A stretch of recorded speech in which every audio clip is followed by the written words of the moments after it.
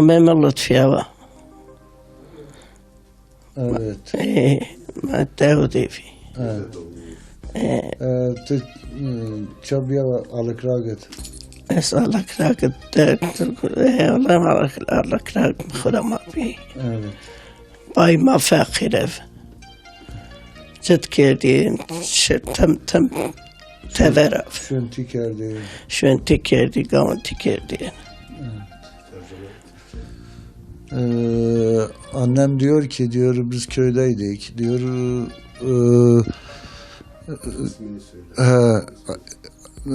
Lütfiye kişi annemin adı. Köydeyken fakir bir ailenin kızıydı.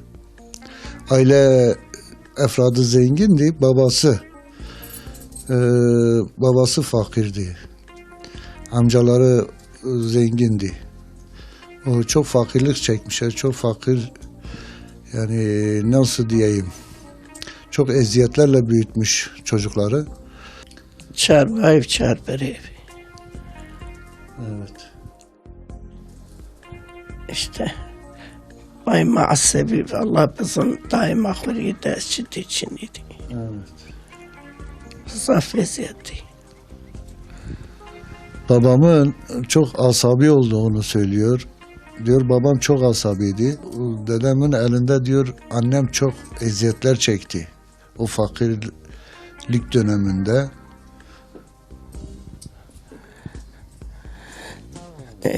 Apın ma bir pil ma çarken ev niverda. Sebep semet kıra niverda ma yoken evi. Yoken kera vev. Ma zerra veji. Amcası ise 4 bacı oldukları için bu bacıları kendi ailelerinden evlendirmek istiyordu. Bu yüzden de diyor biz 4 bacı da evimizde gelin olup da çıkmadık. Bir fakir olaydı, yani idaresiz olaydı, şey yapardı. Hatta ser sorarsan ma anmiralar vetin, ma non putin, maşin bere, ma bere, men maşit kukerdi germe, ma şit kumi kerdi, ma non yemek kerdi hazır, ma non tin kıcın, ma çil kıcın kerdi, ra kıç kötüm, ma serse işte ve maşin vare, ma vare de ma en iyi fırnen kıvere, ma berdin den şunun vere. Maldetin, makberetin ezomen. Sıza fakirim mağut. Sabahtan akşama kadar ki ne yapıp ne etmedi diyor. Hamur yoğuruyordum, ekmek pişiriyordum. Çamaşır yıkıyordum. O sağdığımız sütleri kaynatıyorduk. Ondan sonra mayalıyorduk. Onu bir daha yayığa vuruyorduk, yayıyorduk, yağını çıkarıyorduk, çökelik yapıyorduk. Çocuğumu da çobanlara teslim ediyordum bu işleri yaparken. Hayvanları sağarken çocuğumu veriyordum çobana, ben hayvanları sağıyordum. Bir de sağdığım sütü o çocuğumu alıp bir de eve geliyordum. Evet. Vallahi idare çettene bir idare çet girdin. Şimdi idare var şimdi çarter şimdi alıkrak handaki çar şimdi gumu şimdi çet girdin şimdi gale çinin manon cirberdin ma vara men şimdi ucacı macid non perdin maşin ucacı non potin. Müşakil de Galici'nin. 66-67 senelerinde yani o günkü şartlarda çok fakirlik vardı. O insanlar zorla yani geçimini yapıyordu. Buğday ekiyordu, buğdayını biçiyordu. O köylülerle beraber biçiyordu. Yardımlaşarak orakla biçiyordular. O biçtikleri tarlalarını, o buğdayını toplardılar. O buğdaylarını da getirip öğütürdüler. O yel değirmeni vardı, su değirmeni. Su değirmeninde öğütüp onunla o bir yılı geçirirdiler. O çok fakirlik vardı o dönemde. Yani tok ekmek yiyilmiyordu. Ekmeği, yani bir evde tok ekmek yiyilecek bir ev yoktu. Ancak ağanın evinde vardı. Çünkü ağaların da arazileri çok olurdu. O yüzden o diğer köylülerimizin ise azdı. Çok köylü vardı. Yani mümkün değil, geçimini yapamazdı o kendi tarlasından. زوجة حجر رمناوة الشماشي الدويين جراز أرضا برضا كي يشيخ إنه أش مجمعن مجير دار باركيردين مجير باركيردين لاستيك ما كيت ما بايدب كزلاويت فيريني ما بايدب شيني شيخني بردن شيخرا هند الريف نو أشين بارومين زي شقد يا خرباش تبير فيك إيش بكر فيك ولا بكر حاجة شف عسكر شش تفت الهواء ومبني واشر يو يارومي بيتير شش شتاجه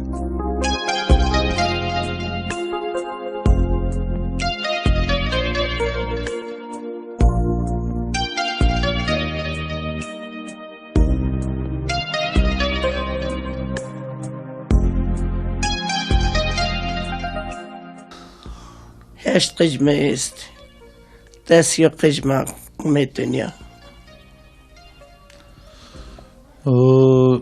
Diyor ki annem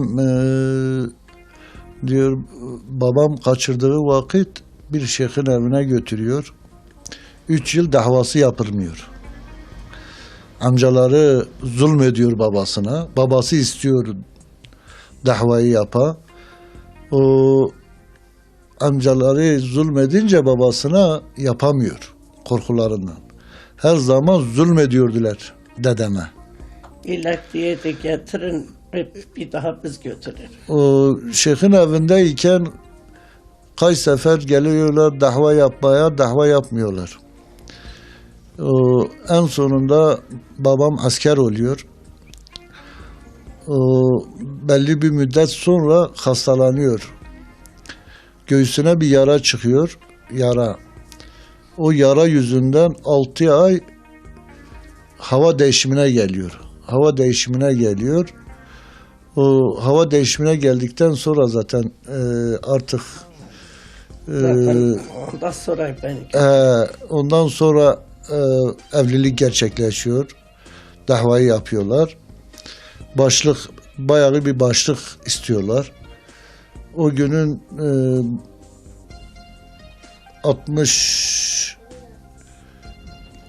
60-61 yıllarında bu oluyor, bu olay.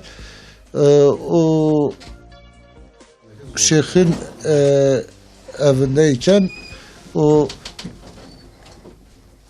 3 yıla yakın şeyhin evinde kalıyor. Yani şeyhin evinde kaldığı vakit sanki bir köledir. Köle şeklinde.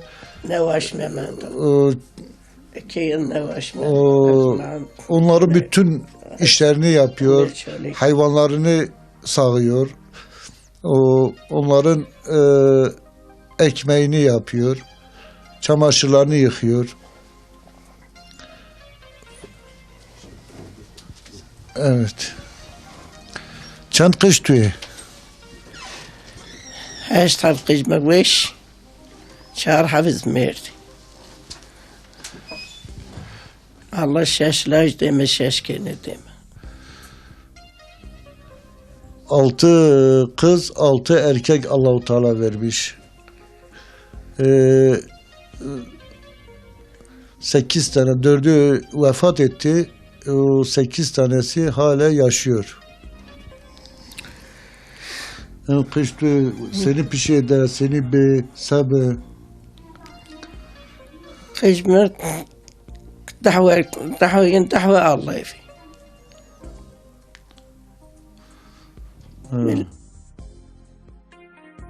ها yani çıra be sebep çıtar. السبب دعوة الله بيرد شنجو من درس Kum sekerdir, شنجو من نماز كيدين درسين قجو ders biretin. درس كريتين وقتين شما هساكين كيف ما يو أرى وقتك نو جامعة فرازي كما در Evet. دائم كما كما قري يو سرزي دير كما در يو أرى ما تورا بزاف كردف ما تب سفره اشتي تيور ما نون كرد حاضر ملت وردين حاجة زاف يعني چرا حس کردین مسلمان رو زاف حس کردین و یو چیک بواتین کت هوا از انا زید چی پردی ور رویا بواتین تا شرب تخاب نرم بواتین انا کن تخیط بات شارکین قشت شکر رقا وردنی شراب وردنی زر کردنی دزدنی مردمون نکشین تاوی نکین o cahde Allah'a rahişin. Evet. 90'lı yıllarda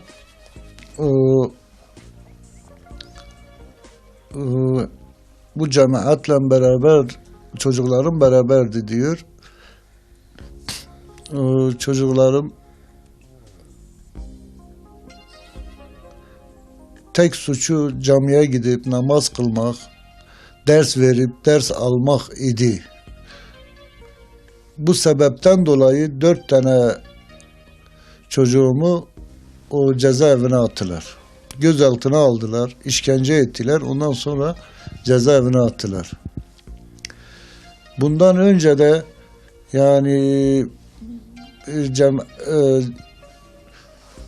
oğlum diyor benim evimde büyük bir odamız vardı.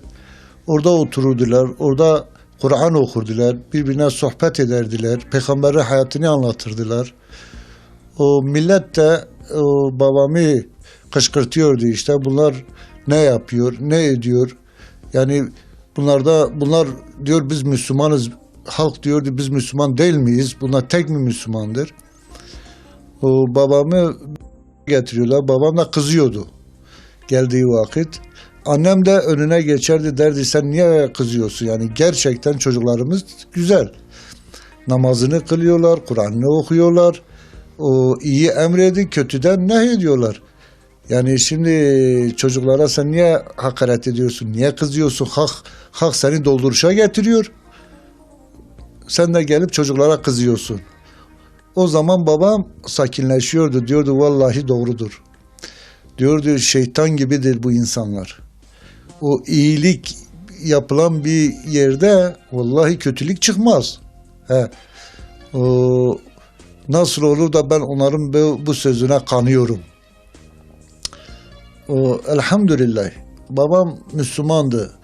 Biz küçükken dahi 6-7 yaşındayken dahi sabah namazına bizi kaldırırdı. Sabah namazına. Okuması yazması yoktu. Dava ama yoktu da şey yapardı. Bütün çocukları alırdı, zikir yapardı. O zaman alırdı, oturur sabah namazı kıldıktan sonra tesbih alırdı, zikir derdi, zikir çekeceğiz. Her zaman sabah namazına bize zikir çektiriyordu. O artık büyüdüğümüz zaman, anladığımız zaman babamıza takılırdık bazen. Derdik baba sen bize zikir çektiriyordun. Şimdi biz küçüktük. Sabah namazında bizi kaldırıyordun. Doğru dürüst abdest almasını bilmiyorduk. Bize demiyordu ki böyle abdest al. Diyordu yavrum bak ben alıyordum siz de bana bakın alın. Evet. Takılıyorduk bazen babamıza. Elhamdülillah dindardı. O hiçbir zaman kötülüğü kimseye dokunmamış. Hep iyilik yapmış.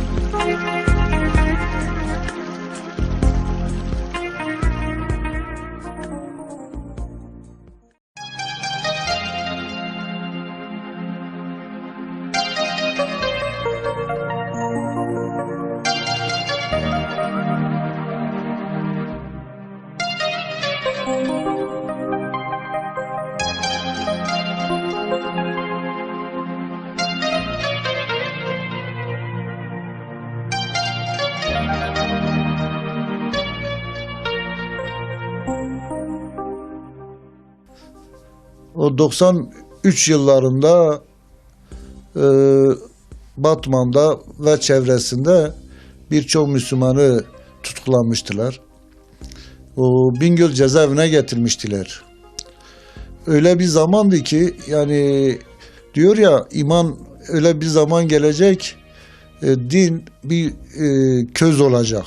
Atarsan helak olursun, tutarsan seni yakacak. Öyle gerçekten öyle bir dönemdi. O misafirler gelirdi. Yani hiç kimse de kalamazdılar. Tek bir adres biliyordular. Kültür Mahallesi camisinin önüne gideceksiniz. Orada mutlaka sizi birileri alacak. Haberimiz olmadığı vakitte sağ olsun dindar insanlar çok. Haber verirdiler. Derdiler böyle bir kişiler gelmiş. Bir iki minibüs. Burada soğuktur, şudur budur. Giderdik. Babam özellikle kaç sefer babam onları camiye giderken onları getiriyordu. O genelde de biz de giderdik. Oradan alır getirirdik evimize. Evimize getirirdik. Yani bizi siz teröristsiz, siz bu Hizbullah'ın bilmiyorum liderisiz Bingöl'de. Elhamdülillah o gelen insanlar da bizim gibi köylü insanlardı, mutevazidi insanlardı. O kıştı, kışın gelirdiler, bayağı bir eziyet çekerdiler. Bayağı, çoluk çocuğuyla geldikleri için bayağı bir eziyet çekerdiler. Cezaevi ziyaretine geliyordular, çoluk çocuğunu ziyarete geliyordu. Onların da çoluk çocukları tutukluydu. İşte böyle. Biz dört kardeş zaten dördümüz de elhamdülillah İslami davadan tutuklanıp cezaevine düştük. En az kardeşimiz 1,5 yıl, en çok da 5 yıl içeride kaldı. Elhamdülillah Allah'a şükür biz yani kimseye şey yapmıyoruz. O bizi tutuklayanlar da Müslümanlardı. Diyordu biz de Müslümanız. Biz de böyleyiz. Bizi gözaltına aldıklarında bize hakaret ediyordular. İşkence ettikleri vakitte o birbirine diyordular sen devam et ben bari namaz kılıp geleyim. Biz de diyorduk yani siz elhamdülillah bak Müslümansınız namaz kılıyorsunuz. Niye hakaret ediyorsunuz? Biliyorsunuz ki biz de Müslümanız. Bak bizi camilerde topladınız getirdiniz. Yani siz niye hakaret ediyorsunuz? Yok diyordu siz bizim gibi Müslüman değilsiniz. Biz nasıl Müslümanız yani diyorduk. Yani biz Kur'an ve sünneti takip ediyoruz. Biz başka bir şeyimiz yok ki bizim. Diyordu yok. Vallahi diyordu siz bizim gibi değilsiniz. Evet. Gerçekten de o dönem çok hakaretler görüldü. Çok işkenceler gördük. Yani biz tek değil. Bütün toplum öyle bir şeydi ki 2000 yılında tutuklanıp içeriye atıldığımızda ben köy hizmetlerinde çalışıyordum. O köy hizmetlerinde tutuklanıp gittikten sonra yani insanlar namaz dahi kılamıyordu. Cami vardı, camiye gidip namaz kılmıyordular. Öyle bir dönemdi. En ufak memurundan en yüksek memuruna kadar hepsi sanki Ezrail olmuştu. Yani insanları fişliyordular. Namaz kılanı fişliyordular. Yani böyle bir dönemdi. Elhamdülillah Allah'a şükür o zaman koalisyon hükümeti vardı. CHP'ydi. Ondan sonra MHP'ydi. ANAP'tı. Bu koalisyondu. Elhamdülillah Allah'a şükür Allah-u Teala öyle bir rahmet tokatı vurdu ki hiçbir tanesi o dönem meclise giremedi. Yani bu Allah'ın rahmet tokatıdır. O gerçekten çok çile çektik. Yani Müslümanlar olarak çile çektik. Şahsımız tek değil. Elhamdülillah.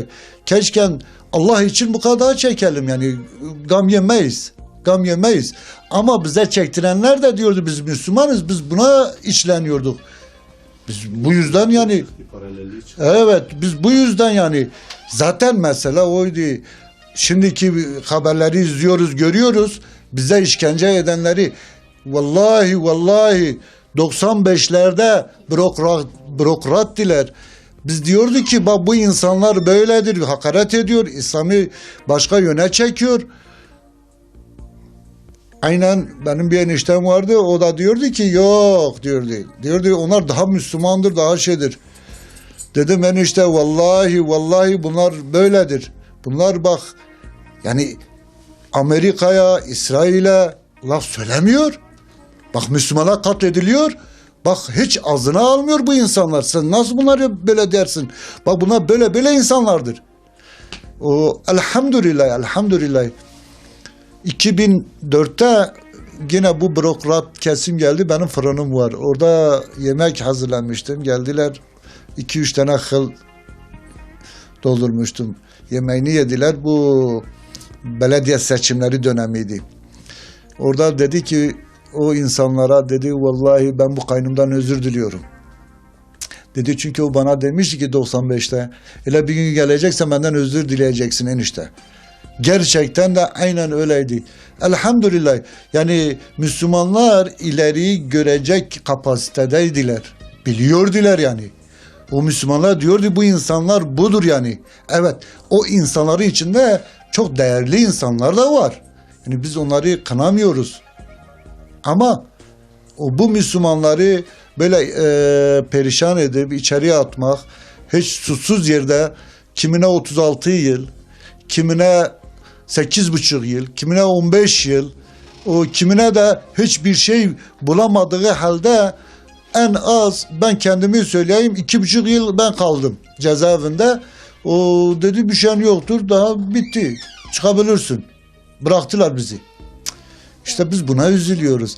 Yani bizim orada kalmamız elhamdülillah bizim faydamızaydı. Vallahi orada 2,5 yıl kaldım çıktığım vakit sanki bana 2,5 gün geldi. O kadar kısa geldi yani. Elhamdülillah Allah'a şükür öyle bir ortamdı ki yani mükemmel bir ortamdı. Gün yetmiyordu bize. Günü yetmiyordu. Öyle bir ortamdı. Çünkü medrese-i Yusufiye'ydi. Medrese-i Yusufiye'ydi. Elhamdülillah biz de orada demek ki nasibimiz de o kadardı. Orada o kadar bir şey aldık. Bir ders aldık. O bir şeyler kaptık. Elhamdülillah Allah'a şükür. İnşallah Allah katında kaybolmaz. Allah katında kaybolmaz. Ne yaptıksa Allah rızası için yaptık. Dünyayı menfaat için bir şey yaptığımız yok. O dünyavi bir şeyimiz de yok. Elhamdülillah Allah'a şükür. O olmasını da istemiyoruz. Olsa da keşke olaydı da dağıtaydık yine Müslümanlara dağıtaydık. O fakir fukaraya dağıtaydık. Yani budur.